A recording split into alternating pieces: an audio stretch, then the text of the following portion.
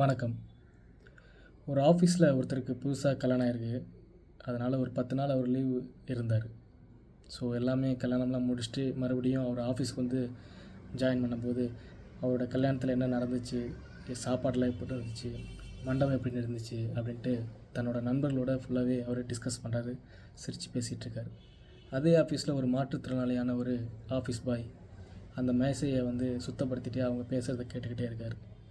அவங்க பேசும்போது இவர் பார்க்குறாரு, அவங்க சிரிக்கும்போது இவரும் சிரிக்கிறாரு. அந்த இடத்துல அந்த மேசை தூய்மை அடைஞ்ச பிறகு அடுத்த மேசையை நோக்கி அவர் சென்றுறார்.